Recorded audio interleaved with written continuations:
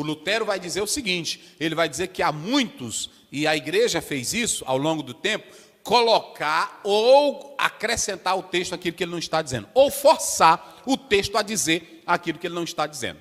Então, qual é a importância dessas duas ciências? Ela vai colocar um limite, uma barreira, um dique, não é assim? Ela vai colocar um limite para que você não ultrapasse isso, ok? Então, a Bíblia precisa ser interpretada como? Com as duas ciências auxiliares, impondo limite aos seus leitores. Tem que ter esses limites. Se não tiver, você vai criar a sua regra, a sua interpretação, achar o que você... Vou dar um exemplo aqui, por exemplo, esses hinos, que aí as pessoas criticam os compositores.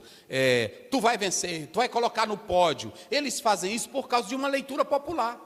Vocês querem ver o exemplo? Deus tirou José, aí coloca no trono. Aí eu pego aquilo ali e eu estou lendo fora de um contexto e etc e tal. Eu digo, olha, Deus levantou ele, ele vai me levantar também. É a leitura popular, não é assim? É a leitura popular. Deus pegou Esté, uma meninazinha do nada, e botou ela para ser rainha. Leitura popular. Aí é que entra o trabalho do exegeta, o trabalho do hermeneuta, para situar cada coisa no seu devido. E às vezes vocês têm raiva de nós, olhe para cá, tem pregador que tem raiva da gente, tem irmã que é profetiza que tem raiva da gente, porque só pega um versículo isolado e um texto isolado. Eu vou dar um exemplo aqui, Diana. Aí a pessoa fica, Deus tem o melhor Samuel para ti, o teu melhor está chegando, o teu melhor Samuel. Mas aí você entenda que Deus estava providenciando um homem para uma nação. Isso. É esse o sentido do texto, gente. Eu vi um pregador pregando, pastor, que ele disse que José dormiu escravo e amanheceu e acordou governador. Aí ele, dentro da pregação, ele dizia, hoje você pode dormir com esse problema, mas amanhã você vai acordar. Entenderam como é as coisas? Então é muito fácil. Então vamos lá. Segundo, pressupostos pentecostais. Os pentecostais hoje são atrasados, os pentecostais não sabem de Bíblia, os pentecostais são fracos na interpretação da Bíblia? Não, senhores. Não, senhores. Os pentecostais hoje, meus queridos irmãos, deixa eu dizer uma coisa aí para vocês. No ponto 2, né? Os pentecostais, na verdade, quando eles começam hoje a ler a Bíblia, interpretar a Bíblia, eles analisam a Bíblia seguindo os princípios das regras gramaticais e também das ciências auxiliares, da hermenêutica e da exegese. Os pentecostais, eles acreditam na autoridade da palavra de Deus. Nós acreditamos. Onde nós colocamos aqui, pastor? Como os pentecostais leem a Bíblia, que aqui está no ponto 2. Como é que esses pentecostais leem a Bíblia? Vamos lá, diz aí. Vamos lá, autoridade, iluminação e experiência. Vamos lá? Autoridade, iluminação, experiência. Os pentecostais leem a Bíblia acreditando que a Bíblia é a nossa regra de fé e prática. Está em 2 Timóteo 3,16. Nós não vamos ler, porque não tem tempo. Mas a palavra de Deus é útil para ensinar, para redarguir, para corrigir. Mas eles também acreditam na fotizo, a palavra grega, iluminar pelo Evangelho. Olha para cá, essa iluminação não é que Deus vai criar uma luz na tua mente, não. É que quando você começa a ler o Evangelho, você passa a ter... Vê aí João 1:18, veja aí, rapidinho. João 1:18. Aliás, 1:9, rapidinho. Depois, 2 Timóteo 1:10. Como é que diz aí? Eu já vou encerrar.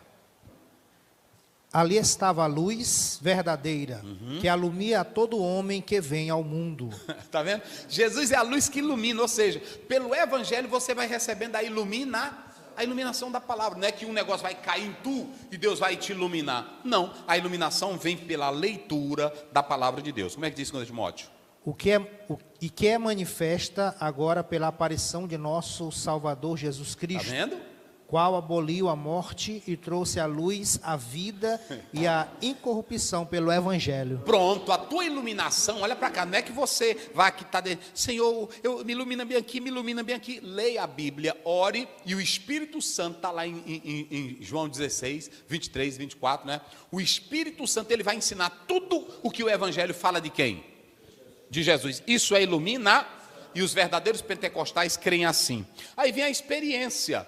Os pentecostais podem viver a experiência de línguas estranhas, do batismo, da salvação? Sim, mas os pentecostais sabem que essa experiência, ela não é uma experiência aleatória, não é uma experiência frenética, não é uma experiência louca.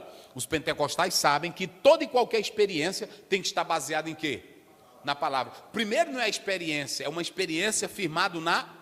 Por exemplo, se nós vamos buscar o poder do batismo com o Espírito Santo, está lá em Atos 2, 4, 1 a 4, nós vamos buscar porque a igreja primitiva buscou. Não é uma coisa inventada por nós. Não é que a gente vá subir num monte numa cadeira porque nós estamos achando que tem que ter poder. Nós estamos buscando uma promessa que é bíblica. Robert Menzies diz que a igreja pentecostal, ela lê o texto e ao mesmo tempo ela não só lê o texto, ela pratica o texto. Porque nós estamos lendo, vivendo e pregando. É assim que os pentecostais acreditam. E nós, Paulo fala da experiência, ainda que um anjo descesse nós não devemos crer porque já temos a palavra, ok? Então, são os pressupostos pentecostais. Nós lemos a Bíblia sabendo que ela tem autoridade e sabendo que ela tem o quê? Iluminação. E aí vem as regras básicas. Mas prestem minha atenção. Cuidado dos leitores frente ao texto. Vamos lá, vocês aqui. Tradição, razão, escritura. Pronto. A tradição tem que estar acima da Bíblia? Não. A tradição tem que estar acima da Bíblia? Não. A razão tem que estar acima da Bíblia? Não. E aqui é que mora o perigo, porque o racionalismo, o liberalismo, tudo isso foi a confiança na razão. Deus nos dá a razão, mas essa razão contaminada pelo pecado, ela vai trazer prejuízos sérios. Essa razão ela tem que se render à palavra de Deus. Gálatas 2:20, não mais eu, mas Cristo, não é isso? Tudo em nós tem que estar sujeito. Paulo diz, o pensamento cativo pela palavra. Então a tradição não pode estar acima da Bíblia. Lá em Mateus 15, Jesus diz, vocês invalidam a palavra com as vossas tradições. A igreja não pode estar acima da Bíblia, a tradição não pode estar acima da Bíblia, a razão não pode estar acima da Bíblia. Nossa regra de fé e prática é o quê? Pronto.